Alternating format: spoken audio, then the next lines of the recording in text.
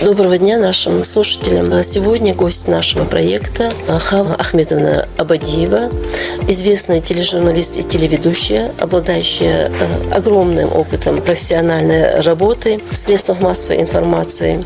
Она приобрела популярность благодаря своему высокому профессионализму, умению освещать актуальные темы и вести весьма интересные передачи и интервью. Хава, кроме всего прочего, имеет еще и опыт участия в общественной жизни республики. Сегодняшний наш разговор, с учетом того, что мы ведем запись в проекте «30 интервью о республике», как раз-таки беседа о том, каким было участие Хавы Абадиевой в становлении и развитии республики.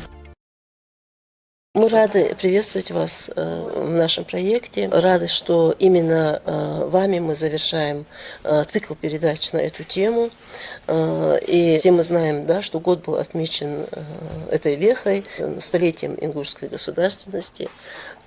И завершение цикла этих передач вами, вашим участием, вашим опытом гражданским, профессиональным в этом процессе становления республики, я думаю, представляет большой интерес для всех жителей республики. Столетие государственности – это 1 век. Это уходит одно поколение, на смену ему приходит следующее, и новое поколение, совсем молодое. Вот такой период, 100 лет. За 100 лет происходит столько событий, происходило в жизни нашего народа, в жизни огромной страны, в которой мы живем, и во всем мире, что счастлив тот, кто красиво прошел по этой, по этим дорогам. Но, к сожалению, если не говорить о таких трагических, тяжелых событиях в жизни народа, я считаю, вот то, что мы сегодня в этом году отметили 100-летие своей государственности и 32 года Республики Ингушетия, а сегодня у нас праздник 32 года, как была создана телекомпания «Ингушетия», теперь мы «Ингушетия, Россия», канал 1, то пройден очень красивый, очень сложный, очень трудный для какие-то периоды путь. Но это был путь созидания. Мы строили свою государственность, продолжали ее вот в этот период. Нам история рассказывает о том, что было в 1924 году. Каков он был период первой государственности. Но мы по документам, по рассказам наших старших, по исследованиям наших ученых знаем, какое было прошлое народа. И для меня очень важно, и это давно я об этом думаю, что я сама была соучастницей вот этого процесса становления, развития ингушской государственности. И знаю по произведениям наших авторов, по воспоминаниям старшего поколения, что ингуши народ очень трудолюбивый. Все своими руками, все через свое сердце пропуская, все проходя, это самый трудный путь. Поэтому я очень дорожу и очень ценю тем, что у нас есть своя республика. Очень. Любые тяготы на трудовом пути оправданы тем, что ты живешь, ты для своего последующего поколения оставляешь счастливое место, вот счастливое. Вы посмотрите, как преобразилась республика, я имею в виду на пути своей гражданственности, на пути своего духовного развития, материального развития, культуры своей. Где-то мы отстаем, да, это неизбежно, но где-то мы идем очень хорошим, очень хорошим таким путем.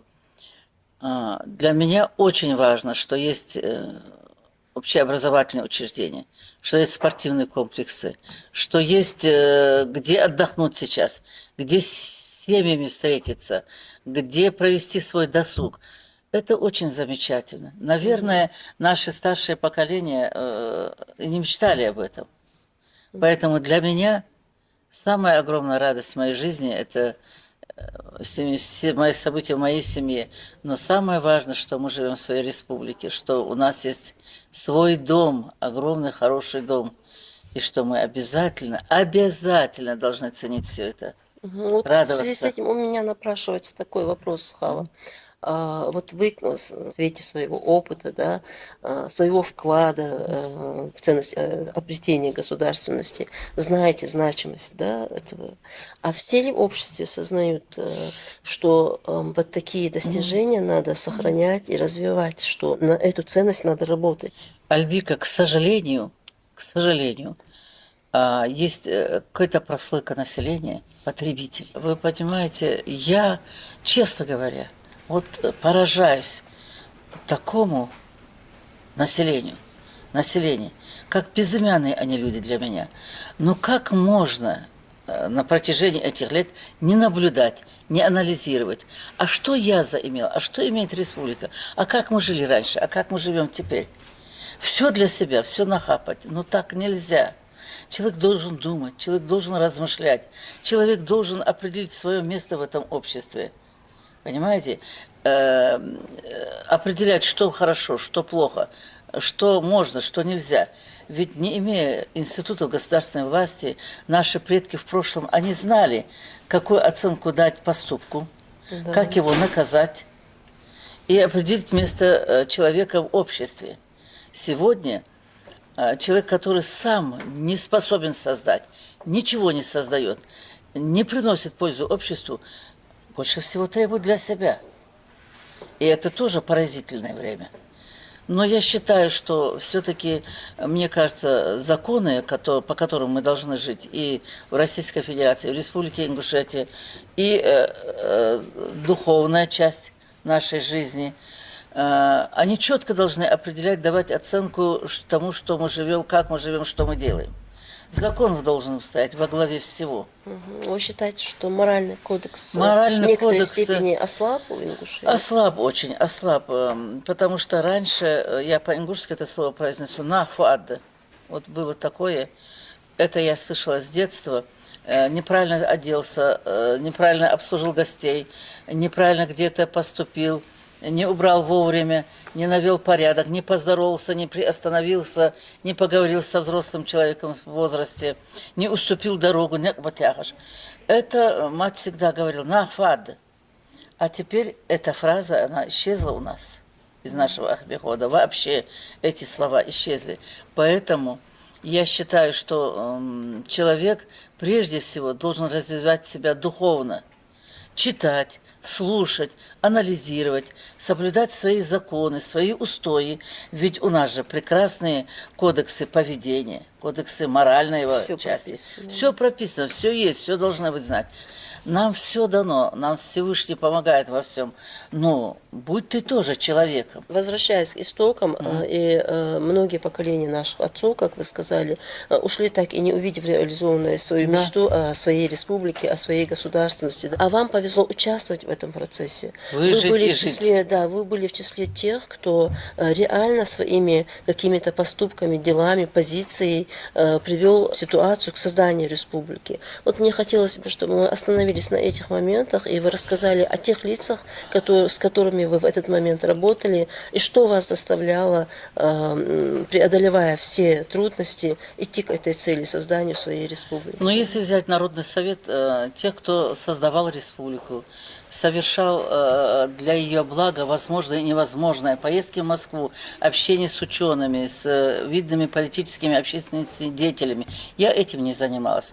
Я вела, как говорят, мне поручили черновую работу и так. Но вы были молоды же, Хава, тогда, Помоложе, собственно. конечно. Когда готовили второй съезд, это день и ночь, бесконечные хлопоты, работы, общение с людьми. Это все прошло. Но когда ты молод, и когда у тебя, казалось, вся жизнь впереди, уже дети, подростки были, мне, одной женщине, казалось бы, как бы неудобно, но все люди, которые, рядом прежде всего супруг был, мужчины эти были эздинах, образованнейшие, грамотные. Когда ты уставал без настроения, многие из тех людей, с кем я общались, знали наизусть произведения Пушкина, Лермонтова, ингушских поэтов. Это были люди, с кем можно было часами сидеть, общаться. Назовите их. Ну, это прежде всего Сейнароев, Магомед Бексултанович, Богатырев, Бембулат, Костоев, Беслан. Беслан Османович, Куштовы, Куштов Ахмед особенно, очень интеллигентный человек. Ну, много их было людей. Якуб Мои Куштов. коллеги, Якуб Куштов, Магомед Рашид Плиев. Я их всех назвать не могу, не успею, но это были очень достойные люди. Юсуп Героев, Гандалоев Бамадгири. Ну, их много очень было, их всех перечислить как-то невозможно. Но я наблюдала за ними, куда бы мы ни выезжали, на встречу с жителями села, решать какие-то проблемы, заседания. Даже если кто-то мог как-то не сдержаться, немножко повести себя, нервы не выдерживали, то всегда был другой член Сабырдел, Кезик Сабырдел, Сабырдедевей. Я счастлива, я многому научилась у этих людей. Терпению, спокойствию, умению слушать, умению читать, умению рассуждать, решать какие-то моменты, сидя спокойно, размышляя. Я очень много увидела мужественных поступков этих людей, когда они терпеливо доказывали этим нашим любителям поговорить, но не способных совершить ни один хороший поступок людей. Именно они и были больше всего горлопанами. Кричали, нужно, Что не нужно. двигало этими людьми? Я считаю, Ответственность перед отцами оставшимися. я считаю, да, что они, высылки. прошедшие люди депортацию, увидевшие унижение, видевшие реально смерть, где когда целые семьи исчезали, увидевшие, как поступали с нашими участниками Великой Отечественной войны, какова была их судьба. Видимо, вот это внутреннее их состояние толкало их на эти. Нужно отметить, что это был 1973 год, когда ингушскую интеллигенцию буквально попытались уничтожить за участие в этом 73-й год. да, митинге в Грозном. Увольняли с работы ингушей, увольняли руководителей. Вот мой супруг Бек был уволен с работы только за то, что на площади стоял митинг, к нему в кабинет зашли погреться, попить чайку Идрис Базоркин, Ахмед Газдиев, Плиев Султан Хадисович и Картович Джабраил. Он никогда за эти 8 лет, что остался без работы, страдал, мы жили очень тяжело, ни один раз ни добрым словом не вспомнил то время. Он был счастлив, горд, что познакомился с этими людьми. Что был причастен к Да, этому. Картоева Джабраила, сколько пытались очинить его имя, участник Великой Отечественной войны, очень грамотный человек, как Газдиев Ахмед Магиевич пострадал.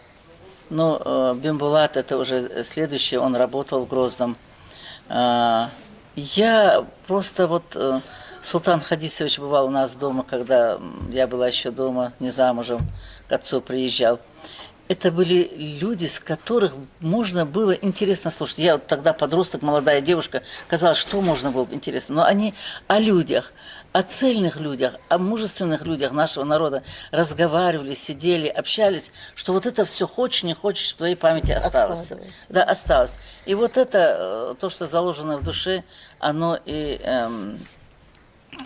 заставляло потом уже трудиться. Я считаю, вот это поколение, которое добивалось этой республики, они прошли все очень сложный путь. Сейнароев, Богатырев, они из небольших селений, ну, Галашкинского, будем, вот этого участка, Мергисти, Самьоч, они жили в небольших хуторах.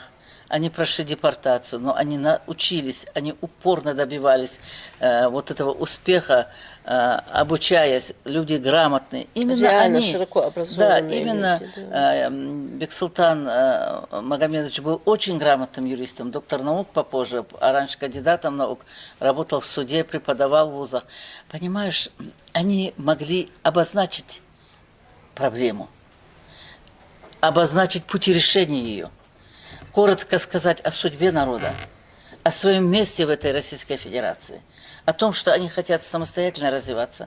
Это было очень важно. Есть у нас некоторые люди, которые любят, вот давайте назовем улицу или кого-то чем-то именем. А что он сделал? Если ты не знаешь, что он сделал, как ты можешь судить, кто ты? Да. Ты даже не понимаешь, сколько за этим возможностей тебе дала эта республика развиваться, жить, строить, возвращаться к себе домой. Мне это очень не нравится. Поэтому лучше зайти вот так в библиотеку, возьми эту книгу о судьбах, об участии этих авторов книги, почитай, будет достаточно этого. Ну, для меня, у нас часто бывал дома Богатырев Бимбулат, для меня он был Бесан Костов, хорошими друзьями моего супруга. Это были интересные личности. Бывало, вот сейчас, когда кому-то расскажешь, что мужчина, особенно Богатырев Бимбулат, ко мне на работу приходил, мы сидели, чай пили, и с таким недоверием смотрят на меня. Честно. Да. Потому что Галаш, Такое легенда. Легенда. Хорошо, что есть вот сейчас это видео, когда и Богатырев, и Стайнароев сидят за одним столом с Борисом Николаевичем Ельциным и решают проблему своего народа. Я и ты там не сядут. Да. Для того, чтобы сесть с главой такого государства, с которым мир считается, это надо быть на равном говорить с ним. Прийти Это через счастье, какие-то заслуги. что такие люди у нас были. Это счастье, что есть и сегодня. И мы ими должны гордиться. Царца отцы и ужите жди, лилии жди. Мне повезло тоже быть знакомой лично с Бимбулатом. И вот этот ореол, который был на нем, да, человека, который стоял во главе всего этого процесса, и который жизненно был предан интересам народа, я его как бы прикоснулась к нему и понимаю, о чем ты сейчас говоришь. Мы сидим в кабинете соседнем, и стук в дверь. Я говорю, кто там? Ну, обычно как спрашиваешь, думаешь, твой коллега. Откройте, это Бимбулат Богатырев. Мы вскочили с радостью, открыли. И когда налили чай, он говорит, ну, какое счастье сидеть рядом с женщинами и выпить чашечку чая. Он был очень грамотным, интеллигентным человеком, очень образованным. Но вместе с тем, в его душе, кроме боли за своего народа, кроме этого земельного вопроса, кроме о судьбе, он редко о чем говорил. Только так бывали минуты, вот так отвлечешься. Жил этим. Да. И я должна сказать, мне не удалось, к сожалению, не все чиновники воспринимали этих деятелей, создавших республику, должным образом. При его жизни мне не удалось сделать передачу с его участием, но это было после его кончины, Завяншихта отдал, это Молцна. Я приехала и посмотрела, в каком он доме жил, условиях каких.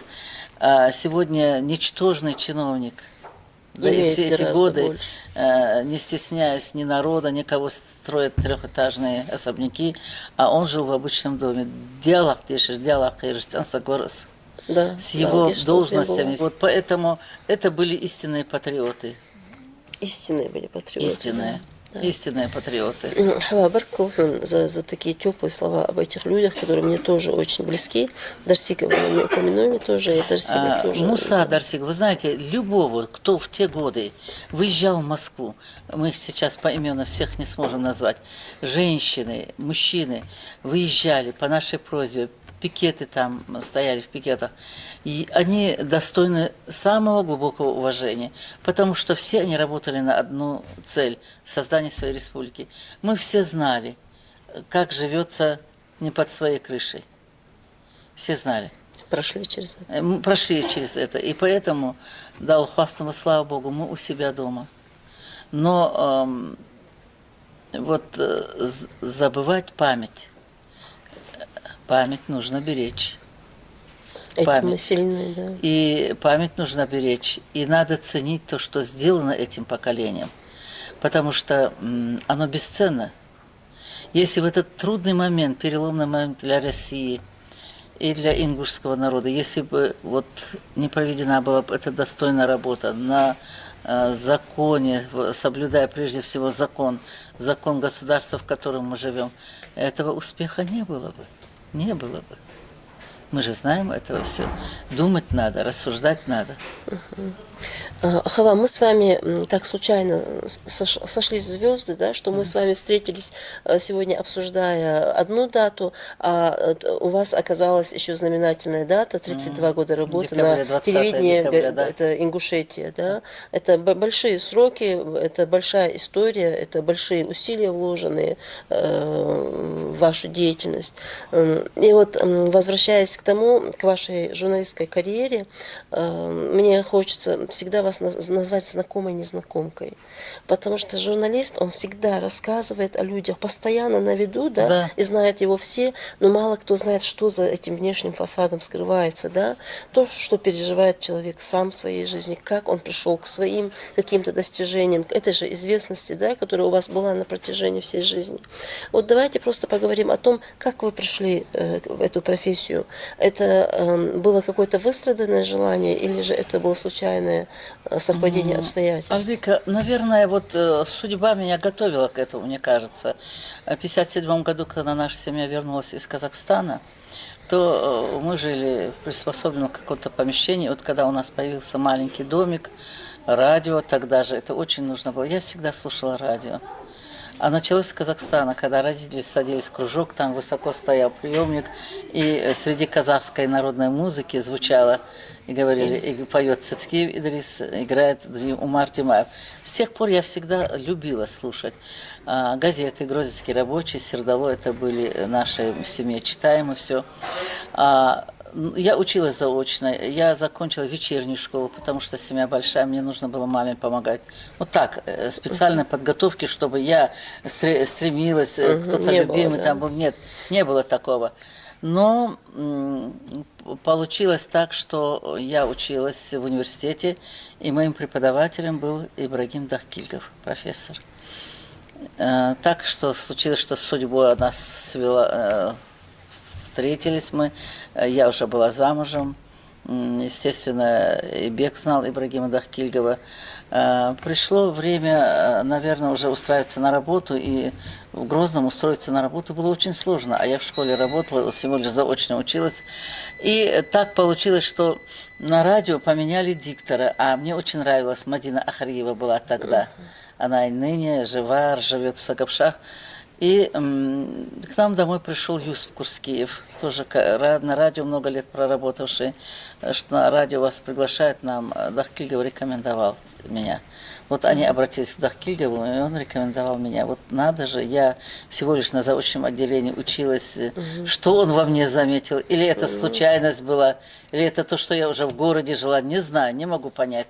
Я к нему навсегда сохранила очень уважительное отношение. И вот так меня взяли на работу диктором. Ну, Радио, да? На радио, да. Я была как практикант, Мадина должна была выйти, но так получилось, что Мадина с мужем оттуда не переехали в Грозный, и я стала работать на радио диктором. 1973 год моего мужа исключают из партии, увольняют с работы, и меня отстраняют от эфира. Но не уволили с работы. И я работала в отделе писем.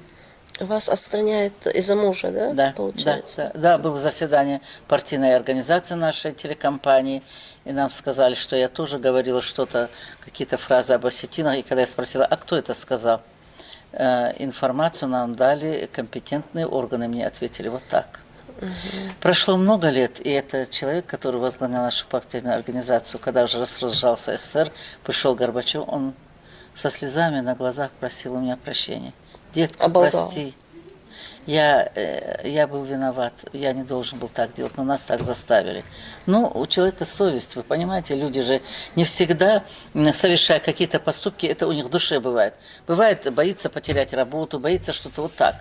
Вот с тех пор я работала, но на радио я проработала 20 лет, а когда уже АКЧН взял власть в свои руки, нас всех ингушей в один день 12 человек уволили, среди них я была. Рая Хакиева, наверное, тоже. Рая Хакиева, да, нас всех уволили вместе. Чуть-чуть больше нас проработало несколько человек, там Мария Мелхарова, еще кто-то, не помню. Вот так мы оказались без работы. Еще и Республика Ингушетия не была создана, еще и вот так. Но Моцарчадин, как мне сказала одна женщина, мы были на свадьбе, и мне говорят, дочь Баудина Арсанова, просит подойти, Самир Тяхжерес. И я подошла к ней, поздоровалась, фудмалт хата, она спрашивает, хава хача нохчешт ирзаха, юхбах райкаан. Если я разбухт бэмпи арасукар арциял, так арсук. Болхрын даб яқыға нохчеш ялар, сабақды гырдал, хамди ачурс қағам яқышат саян. Да. Сылчага Мыштадар. Да. Я благодарна ей, да, Ахетом Болцинах. Ее дочь Петимат Башировна Гурчиева работает в Министерстве образования. Очень хороший Специалист, да. специалист, человек. Но эти фразы мне помогли в жизни. Наверное, Бог мне хорошую черту дал. Я люблю слушать людей. Я умею запоминать то, что мне сказано. Эти слова мне помогают в жизни. Мне и другим они должны помогать. Просто надо уметь слушать, надо иметь терпение слушать людей. И вот, ну не пропала, я приехала сюда, живу хорошо, Да, работу продолжили. работаю, да. работаю, все. И более того, Ориш Агасиев произнес одну фразу, когда сказал мне, по пригородному району надо работать. Я говорю, ну здесь же есть сотрудники, которые жили там. Я же по пригородному району ничего не знаю. Нет, говорит, ничего. На этом конфликте Галазов себе сделал имидж, ну, отрицательный, а ты себе положительный сделаешь, вот как бы шутку. И вот эти поездки закалили меня, мой характер. Это была на тот момент главная тема, да, которую Конечно вы же, освещали? молодая республика, и вот это событие закалили меня, мой характер, мое уважение к человеку стойкому. Почему? Потому что это были обычные люди, те, кто имел какие-то возможности, здесь обустроились. Это были халабахкашба, нахби, которые вернулись. Через какие трудности они прошли, особенно через унижение, вот это издевательство. Не пропускали, не разрешали, взрывали дома. Все это было, и это было в России, в нашем государстве. Да. А что дает силу выстоять вот в периоды такие несправедливые, Я не знаю, когда вот и закон попирается, и человеческий, и я вот божеский? смотрела, вот честное слово, Ханс, мы однажды поехали на эти съемки с нами, у нас вез сотрудник милиции, и рядом был Мухтар Бузуртанов, он в МВД тоже такой же патриот, он очень любил этих людей. И когда мы приехали, не было воды выпить. Оставив всю свою форму, как это мужчина, барахой, быстро поехал в магазин, привез ледяную холодную воду, что-то еще. Вот понимаете, несмотря на вот это состояние, они строили дома, они улыбались, они разговаривали, они шутили. И я поняла, что человеку дано это второе какое-то дыхание выстоять. Ши си цидуадеш. Я не знаю, Может, это стойкость, генетические корни нашего народа? наверное, у нашего народа это есть. Вот эта стойкость мне нравится. И я убедилась в этом, когда уже вот в последние годы читаю только на ингушском языке, в основном писатели перечитываю. Но Иса Кадзоева, Роман Галгай, это у меня 3 книги на столе, 3 книги дома. Да, я дома свободную минуту читаю. На работе. Такова судьба у нас была. Нам дали этот прекрасный уголок земли, характер, все. Но и трудности, никто же нам не обещал, что все будет хорошо. Жизнь. Никто. Трудности закаляют только человека. Ничего страшного, все нормально, все пройдет. Вот после того, как Бек в 1973 году уволил с работы, после восстановления партии, он долгое время работал в Сердало, коллега. Вот. А потом его пригласил министр культуры. Он уже перешел потом в Сердало, и сказал, что вот я хочу, чтобы ты работала в музее.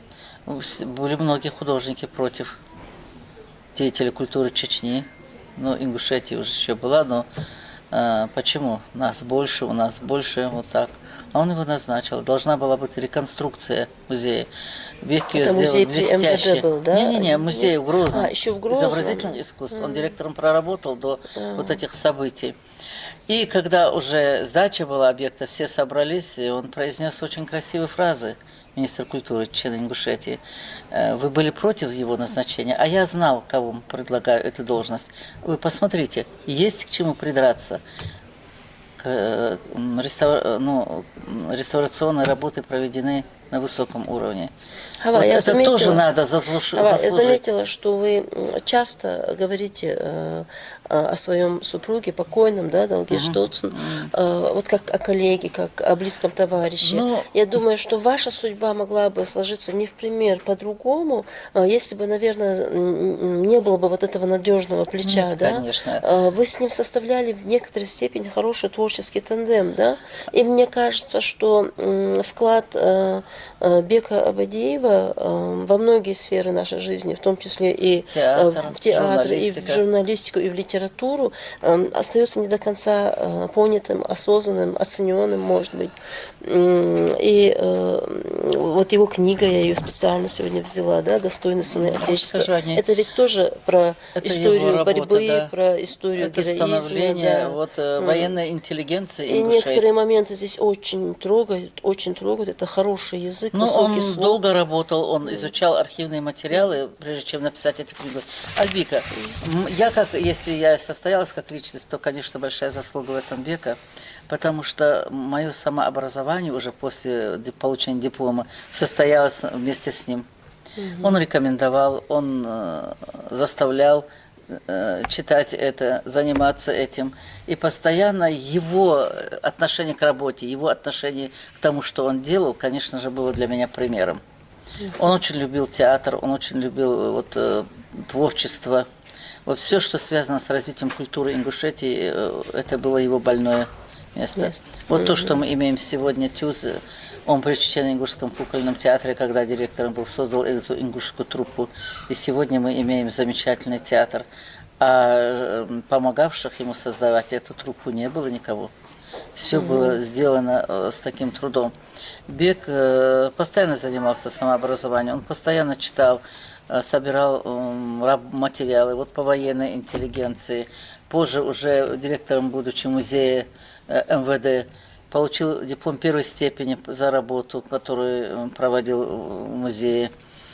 Собирал материалы по всей стране, где служили наши представители ингушского народа в органах системы МВД, госбезопасности. Он очень большие работы оставил, но они не опубликованы, к сожалению. А нет желания написать об этом, засесть вот за мемуары, скажем так, чтобы отразить вот это, все, что вы знаете, носителем чего вы являетесь, написать про это. Ведь это большой пласт, очень важный для истории. Вообще-то для будущего это важно. Личность, становление личности происходит не в один день. Да. Это происходит постепенно. Постепенно.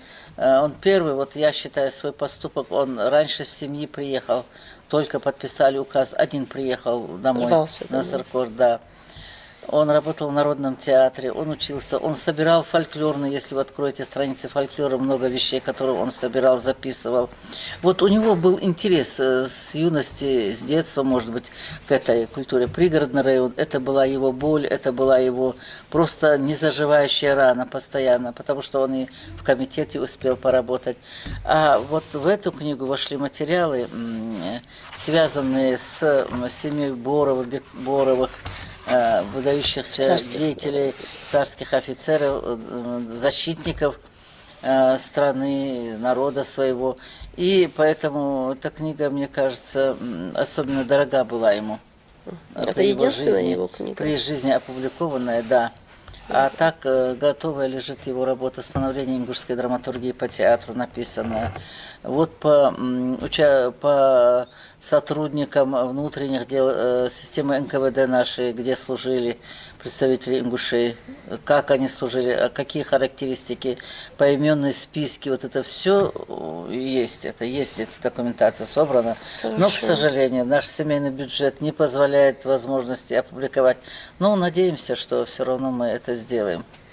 Да, хотелось бы увидеть это опубликовано и за счет или вашего семейного бюджета, или за счет тех, кто готов вкладывать в культуру и историю народа. Хава, вот вы сказали, что вы читали, что роман Исы Кадзоева является для вас настольным, да? Я хотела бы через эту книгу прийти к состоянию нашего ингушского языка. Вы же долгие годы ведете многие циклы передач на ингушском языке. Да. Каким вы находите его состояние? Ведь мы знаем, что без языка нет народа, и что язык наш внесен как исчезающий, да, Всемирной организации ЮНЕСКО, да. И это реальная угроза, перед которой мы сегодня стоим. И над этим проектом в этом направлении ведет и Национальная библиотека. Вот каким вы ее вклад находите тоже в дело? Ну, я считаю, все те проекты, которые вы осуществляете в все встречи, издание новых книг имеет большой резонанс, но это у определенной части населения, у определенной, готовой воспринять эту информацию, готовой сопережать вот этой проблеме, готовой исправить ее. К сожалению, есть, как я сказала, потребители, которым все равно. Они даже не осознают, о чем они говорят. Иногда вот споришь, не осознают, не осознают просто. Это говорит о том, что у людей не хватает уровня образования. Мало ходить в школу с портфелем 10 лет, мало затем закончить 2-3 заочное образование, иметь 3-4 диплома. Надо, чтобы все это было здесь в голове, чтобы твой мозг работал. И в сердце знать, что ты ингуш. А по языку я скажу так. Один из героев романа, части романа «Отдельник и Виздраст», он говорит так, когда определяли наши старейшины 2-3 месяца совещать, что такое эздил, как определить, формулу вывести, и в конце концов они к самой простой формуле пришли. Эздил долчинг доложды, дуатчинг дуатожды. Понимаете? Насколько это простые слова, казалось бы, но какой огромный смысл в них заложен. Так вот, то же самое отношение к языку. То же самое. Кто хочет говорить, у кого в семье его ценят, у которых в семье его знают, где есть в семье глава, хозяин или дома, там на языке говорят. Вот я была в Нарках недавно. Прекрасно говорят дети на языке. Была в Окажеве, 6-я школа в прошлом году. Дети прекрасно читают. Это говорит о чем? О том, что этот язык, на этом языке говорят дома. Это первое условие. Мне очень интересно мнение моего отца, когда я говорила, почему вот недостойно ведут себя некоторые люди вот в обществе. Он говорил так: в прошлые времена, когда, говорит, я был помоложе, и я наблюдал, щивиха ватыч унах водыцер, щивиха ватыч, щи боятыч дош алцер, щиметик хорцен. Сегодня человек не думает, а что я могу людям сказать? Но он пытается, он говорит. Сути-то нету. Слово имеет вес и цену. Да, да. Угу. Вот поэтому над языком надо работать всем. Проблема она есть. И у меня в семье есть, во многих. Я не скажу, что сейчас идеально у меня. Но мы все должны стараться, особенно молодые мамы. Сбер одежды наденца, говорит на ингушском языке. Вот моя проблема в моей семье, когда мы в Грозном дома больше говорили на русском языке. Нас окружающих было больше. Но здесь мы все в Ингушетии, все мы говорим на эндом ингушском языке. Это, я считаю, проблема семьи, следующий детский сад и школа.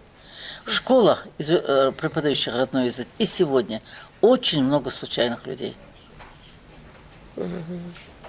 Я говорю, что знаю. В детских садах, никакого не имея образования, работают люди-воспитатели, не имея. Но не имеете вы образования говорить на ингушском языке. Они не умеют говорить на чистом ингушском языке, но и не знают литературного русского языка. Мы сегодня в основном в Ингушетии говорим на бытовом языке. И на ингушском, и на русском, к сожалению. К сожалению. Потому что читающих очень мало. Очень мало. Когда я спрашиваю даже в школах, не во всех школах есть этот роман Исы Кадзоева. Он исторический роман. Почитайте. Один молодой человек, когда я сделала замечание, он мне говорит: а что вы мне говорите? Здесь учитель родного языка не знает, кто такой Джамалдин Яздиев. Я говорю: вы, вероятно, шутите? Он говорит: нет, не шучу, подойдите, спросите. Конечно, у меня не хватило духу подойти это спросить. Если мы, учителя, молодежь, не знаем, кто такой Джамалдин Яздиев, кто такой Идрис Базоркин, очень с огорчением это сказала Айшет Картоева, она преподаватель Инаркинской школы, и говорит: с каждым годом, я вот столько лет работаю в школе, становится все меньше людей, которые читали Исмевико Идриса Базоркина. А в этом году, в начале учебного года, она сказала, в 11 классе, ни один не поднял руку, сказал, что я прочитал эту книгу. Даже если на русском языке этот роман мы читаем, а в чем говорит, что на ингушском языке?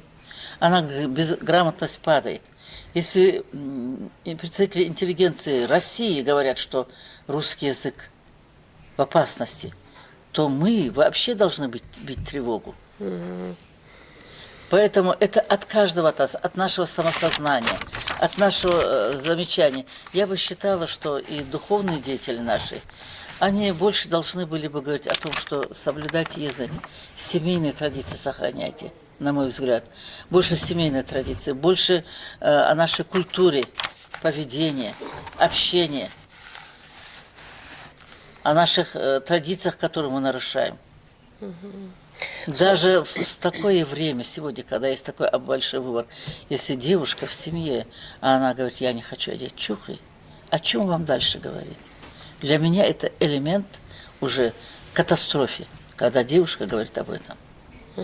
А какая она мама? Она на ингушском языке ребенку сказку расскажет? Да, что она Она сможет, будет да? знать какую-то легенду, предание о своем ингушском народе. Что она будет знать? Ничего. Поэтому здесь одинаково. Семья, садик, школа больше всех, я считаю, виновата в том, что мало дает. Да, они жалуются на то, что уроков мало, часов мало. Но надо что-то решать, сообщество. Хава, мне хотелось бы поговорить о ваших журналистских каких-то принципах. Чем, например, сегодня, какими стандартами журналистскими вы готовы поступиться, а чем вы ни за что не поступитесь? Вот что такое журналист, истинно журналист? Ведь вы работали в сфере журналистики в те времена, когда, и мне даже посчастливилось, когда люди, работавшие журналистами, они были не просто добывали там хлеб насущный, да, а они жили этой работой, умирали на этой работе. Для них это было их жизненное призвание и цель. Вот хотелось бы, чтобы мы об этом поговорили, об этих людях, которые у вас в памяти остаются, как истинные Альбика, профессионалы. мне повезло вот в чем. Работая на радио, я могла смотреть. Я находилась рядом с теми людьми, которые были очень эрудированы, грамотны, великолепно владели ингушским языком и неплохо русским. Но я имею в виду хорошо. Махмад Саид Плиев в литературе заметное место занимает. Вот мы под одной работали вместе на радио. Я с ними работала. Гирихан Гагиев. Абу Войсович Мальсагов.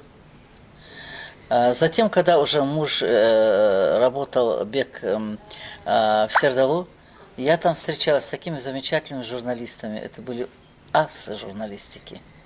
Хамхоев, Тибоев, да, Галаев Хасан, да, много их, очень много было. Патиев. Когда очень интересны всегда материалы, можно было прочитать Мурада Азиева. Очень много было тогда ярких таких. Абу Гадабошев, интеллигент, Профессионалы высокого класса. Профессионал, да. И часто эти люди бывали, многие из них у нас в гостях. Поэтому я вот это общение достойных журналистов, людей вот таких, любящих свою профессию, готовых вот день и ночь работать, как они рассказывали о выпуске газеты, о том, о новом предмете, о том материале, о резонансе вокруг этого материала, то это было приятно, это все запоминалось. Но мне кажется, в Грозном что было устойчиво? Твой материал пока Лито не проверит, пока не пройдет, все, ты ничего не можешь. Это все было очень подконтрольно, да, цензура, все. Но я, уже работая в Грозном, поняла одно, когда мы вещали на ингушском, на чеченском и на русском языках, то я обратила внимание, работая в отделе писем, что на ингушском языке музыкальных программ нет. Так были такие механические концертики, редактор чеченский был и на русском языке. И я попросила главного редактора, я бесплатно буду делать эти программы, если вы выделите время. И я сколько лет, почти 10 с лишним лет работала в этом отделе писем, я бесплатно вела эти программы. То есть мне за это не платили.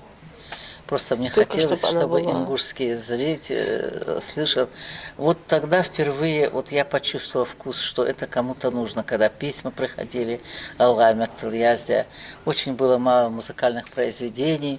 Даже каждую песню, которую мы записали, это было как на вес золота. Вот такое время было.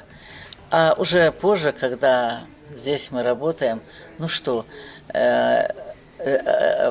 было приятно, когда тебя узнавали в лицо, тебе делали замечания. Я встречала здесь людей, я всегда общалась с людьми очень грамотными, интеллигентными, читающими. И поэтому каждой передаче нужно было очень тщательно готовиться.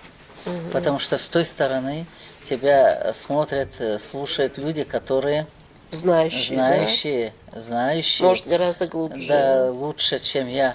И причем мы же не на одной теме работали, нас перебрасывали с темы на тему задания. Поэтому приходилось штудировать литературу, смотреть, чтобы неправильно произнести слово. И в этом момент постоянного роста журналиста, Да. его самообразования, Конечно. универсальности, я бы сказала, да, чтобы на уровне уметь разговаривать с представителями любой сферы, другой И причем профессиональной. очень важное качество для журналиста слушать своего собеседника. Это очень важно. Он должен видеть твои глаза, ты должна видеть, о чем он думает, о чем мыслит. Это очень важно для человека, как для мне самой. И за это время, что я здесь живу, я познакомилась с такими прекрасными людьми. Целая галерея лиц прошла перед вами, Галерея да, лиц ваших? очень прекрасно. Кто наиболее запомнился? Гораздо меньше было людей таких, с которыми я никогда не буду общаться, никогда ничего общего у меня не будет. Их было гораздо меньше. Кто запомнился? Конечно же, мне повезло. Повезло в чем? Я общался, я записывала таких именитых людей, гостей, президентами интервью. Запомнилась первая встреча с Саламбеком Аскановым, мне повезло его увидеть. Я брала интервью у Руслана Аушева еще, когда он только стал героем Советского Союза. Еще до президентства. Да, у президента у Джахара Дудаева. Когда хоронили Саламбека Асканова, прилетел туда тогда Дейнекер. И вот я его записывала, мы были в Плеве, это был очень тяжелый день. В моей памяти до мельчайших подробностей все остался этот день. И вот когда в аэропорту Магаз открывали стелу и они установили, снова прилетели, да, они и показательные прилетели, выступления. мы вышли на взлетно-посадочный самолет сел, и прямо у трапа записали их. И он вспомнил этот день 20 лет тому назад, как я брала у него интервью. И мой оператор Масса говорит: Хава, неужели это же он вспомнил тот день? Ты была с ним там? Да, была. Что, конечно, такие моменты остаются в жизни личности. А запомнился день, когда вот Бочка-Юрт отмечали день рождения Идриса Базоркина. Это перед событиями 92-го года раньше было. Мы из Грозного поехали поздравить его. Подарок. У меня были роскошные розы. И когда Идрису вручили подарок, я цветы хотела. Он говорит: цветы мужчина мне дарят, цветы женщина. Всегда отличался галантностью. Отдал говорят. их мне, да. Вот какие-то такие красивые моменты. Помню, когда решался наш вопрос в Москве, вот, состояние республики, Саламбек Хаджиев был такой ученый, именитый человек в Чечено-Ингушетии. Он был ученый, он нефтяной отраслью руководил научной. И после его выступления на съезде мы поехали тоже его встречать в Грозном. Подарок, цветы. Он был тронут до слез. В уголках глаз слезы стояли, мы это видели. Это вы меня так встречаете. Вот когда мужчина бывает тронут, да, именно тем, что он сделал, как оценили его жест или там, будем говорить, выступление. Очень приятно. Вот таких трогательных. Я даже на встрече с Ельциным была, когда он приезжал в Чечено-Ингушетию. Ну, в общем, мне повезло. Вот, видимо, вот такой отрезок времени Всевышний так создал, что мне повезло. Очень много интересных, ярких личностей видеть. Останутся в душе образы всегда участников Великой Отечественной войны. Этих людей, которые пережили войну, пережили депортацию, пережили все трудные годы. Вот они остаются в памяти, всегда о них помню. Ну и боль, и радость за то, что они, гордость за то, что они вот так себя показали, участники вот специальной операции на Украине. К сожалению, пришлось мне после смерти Тимурзиев из Моч'Юртер. Такой отличный офицер, замкомандира ОМОН погиб, спасая своих подчиненных. Вот в Ачулках семья одна, где от 2 братьев из семьи 7 или 6 ребят находятся там. В жизни всегда есть место подвигу, да? Красивая фраза, но за этой фразой стоит страдание, боль. Да. И Политика. что меня потрясло, вот что остается еще в памяти. Я у нее интервью не взяла, вот Тимурзиева, офицера, погиб он. Настолько эздил долж, сабр долж, красивая женщина. Вот Аллах Калсаги эздил Самарнанс, Элчмардас, Элчкочембиан, вот два слова. И вот когда Калиматова вручали орден мужества ее супругу, вы знаете, как она стояла, вот одно ее Марда, Марнан, ей же вручили у нас, вот так она же глава своей семьи уже получается. И как она спокойно это взяла, с достоинством. Это жена Тимурзиева, погибшего. У нас же супруги вручают же ордена. То есть эздилц, гулкат, в ее даже каждом жесте, движении это заметно бывает. Я очень горжусь такими женщинами, такими молодыми женщинами. Другая тоже, она мне дальняя родственница, девочка молодая, красавица, с 2 детьми, муж погиб там. Вот она со своей свекровью живет. И свекровь ее поддерживает, вместе живут. Молодая женщина, ей же трудно, 2 детей. То есть во все времена вот у нас вот это есть пример, женщины, когда героические женщины и мужчины показывают, что так надо. Да, это трудно, да, это невыносимо, но так надо жить, так красиво надо пройти. Мне жаль тех, кто не может пройти вот это жизненное испытание. Они все равно в итоге остаются ни с чем. обделенные жизнью. Да, а тот, кто прошел эти трудности, и семья достойная бывает, и уважение в обществе, ну и прежде всего перед Всевышним ты чист. Алхамдулилlah. Хава, вот сейчас мы живем в эру цифровых технологий, да, стремительно на глазах все меняется. И мы знаем, что мы вот работали в период тот с истинными профессионалами, широкообразованными людьми, которые, как мы уже сказали, пропускали через душу то, что они пишут, болели душой за республику. Все. Сегодня много молодых, я не то чтобы хочу что-то в их адрес упрек кинуть, но во всех им сферах, надо подсказать. во всех сферах сейчас и искусственный интеллект, и эти технологии. Подсказки. Каким вам видится будущее журналистики? Неужели наша журналистика в том виде, в каком мы ее знали, она исчезнет из жизни? И какой она будет, новая журналистика? Каково будет ее содержание? Альбика, я не знаю. А мне не нравится, когда у тебя нет возможности высказать правду. Правда, она разная бывает, но истина одна. Вот то, чтобы она принесла пользу, это правда. И для того, чтобы быть журналистом классным, для того, чтобы чувствовать этот пульс времени, проблемы своего народа, проблемы своей республики, страны, надо иметь багаж знаний, умение анализировать, умение отделять правду от неправды. Проблем много у нас сейчас. Я считаю, что если я плачу как добросовестный житель налоги свои, я получать должна в ответ условия тоже для жизни, чтобы у меня свет всегда был, чтобы у меня газ был, чтобы у меня дороги были. Вот показать эти проблемы. Почему? Кто в этом виноват? Мы сегодня этим не занимаемся. Мы уже отходим от этой журналистики, которые когда-то в литературной газете были статьи, вся страна зачитывалась. Да, выезжали корреспонденты, да, в поездку. Да. Все это, эти времена уже давно прошли. Нашим журналистам я бы очень хотела, молодым, чтобы они лучше изучали ингушский язык. Мы бы перешли бы в основном для работы В плоскость нашего языка, через язык, него да, мыслить. да, через языка, чтобы лучше человек впитывал это. Потому что все равно 40/60 нам дано право государством, но никто нам не говорит, не нарушайте его, говорите только правду. Вот так. И я не знаю, какой будет журналистика, честно говоря. Я и не думала об этом, но я знаю одно, что молодым людям, которые приходят сегодня в журналистику, работать с людьми, надо быть очень внимательными, открывать свою душу перед своим собеседником, работать над собой, читать. Есть вещи, которые обязательно нужно знать. Если у тебя нет знаний, то нет у тебя и цены. Я бы попросила вот о чем. Это наш дом, вот это Республика Ингушетия, где мы живем. Мы все сейчас построили дома, отгородились заборами, поставили высокие ворота выше дома.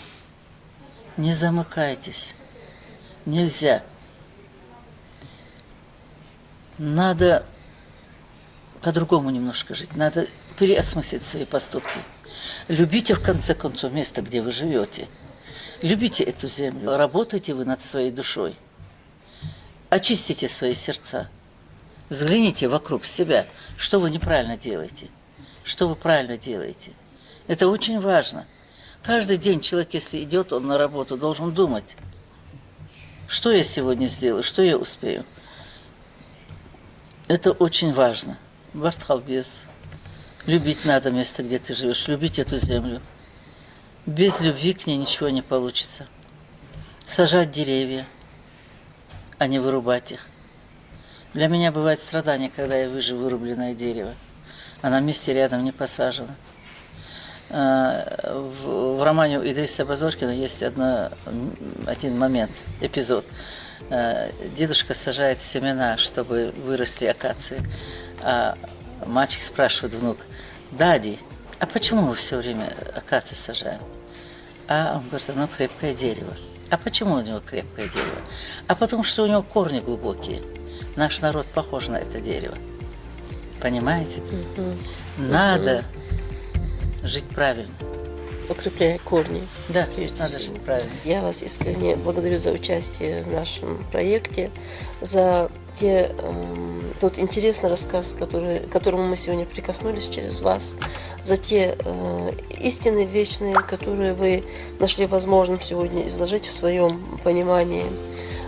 Я вас благодарю, Хаба, за участие и поздравляю вас с вашими юбилейными датами в вашей жизни. Барка, Барка,